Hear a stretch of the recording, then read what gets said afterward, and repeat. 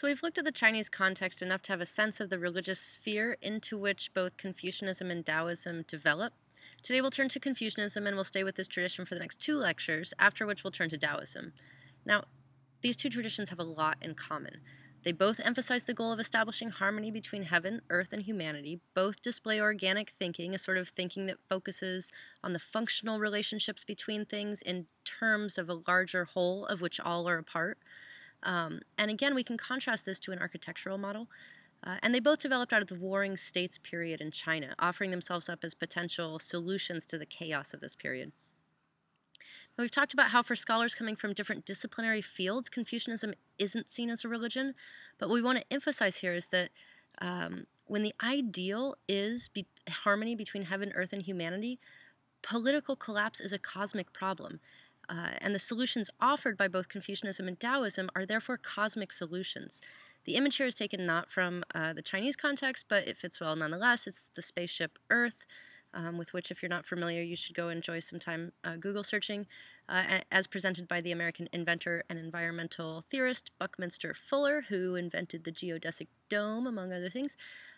He saw the Earth as a single unit engaged in a completely interdependent relationship with itself, and so it kind of fits here. And what we'll look at here is the Confucian response to this interdependent whole. Confucius said, fix society and you'll realign cosmic relations. Confucianism is a tradition, one of China's 3 teachings again, that is named after and rooted in the teachings of the axial age figure Kongfuzi. The first thing to note is that Confucianism itself is an 18th century Western European term for a tradition that knows itself as Rujia, the school of the scholars, or the literati tradition. You can see from this, and we'll see in more detailed ways later, that education is a major concern here. It's a system, Confucianism develops a system of moral observance and ritual, an ethical tradition that focuses on proper virtues within individuals and proper relations within society. Because of its societal focus, because Confucius was insistent on his reverence for the ancients, and because Confucianism became the dominant state doctrine before the turn of the Common Era, this tradition is often figured as harshly conservative. And many of you may think of it as such. I hope that if you do, I'll change your mind a bit today. But Confucius has been attacked when radical social change is advocated. So an example of this we can see in Mao's Cultural Revolution, which was 1965 to 1968, or some say to 1976, when the Four Olds, that's what they were called, were attacked in often violent ways with often vehement responses, like Confucian scholars, professors, and universities during this era, which was in the middle of the 20th century. The youth were motivated behind this, and so they would go find the Confucian professors and throw them out of windows, like upper story windows, so that they would fall to their death. I mean, really vehement, often murderous violence was the response to these Four Olds. And the Four Olds were Confucian culture, Confucian ideology, Confucian customs, and Confucian habits. So it is sort of very clearly attacked as this ultra-conservative movement that the new China had to work against. And, on the other hand, Confucius has been invoked when stabilization and national pride are in the foreground. So the excesses of the Cultural Revolution that Mao led have helped to turn China back to Confucianism, which it's pretty thoroughly entrenched in now. So, tradition of the scholars. The scholars referred to here are the scholars of the Confucian classics, or the 5 classics that came to constitute the initial Confucian canon. And here they are. The Book of Changes, or I Ching, Yi Jing, is a metaphysical text, a book of divination that's also a book of wisdom about change and circumstance, about how things arise and decline, are born and die through the ceaseless interaction of yin and yang. We'll spend a little more time with those concepts when we get to Taoism. This book has been widely translated into English, and you can find it in just about any bookstore. Also translated, but less accessibly so, are the other 4. The Book of Documents is an historical text all about governing through virtue. The Book of Odes is poetic. It's the oldest anthology of Chinese poetry. The Book of Rites is social, describing etiquette and the rituals that are part of a just, communally cooperative society. And finally, the Spring and Summer Annals is a political text comprised of documents from Confucius's own home state of Lu. There's also a sixth book, the Book of Music, which is sometimes cited, but it's now lost. It's no longer extant, so these are the five. Now, what this diversity of text is getting at is the idea or the recognition that humans are multiple, complicated.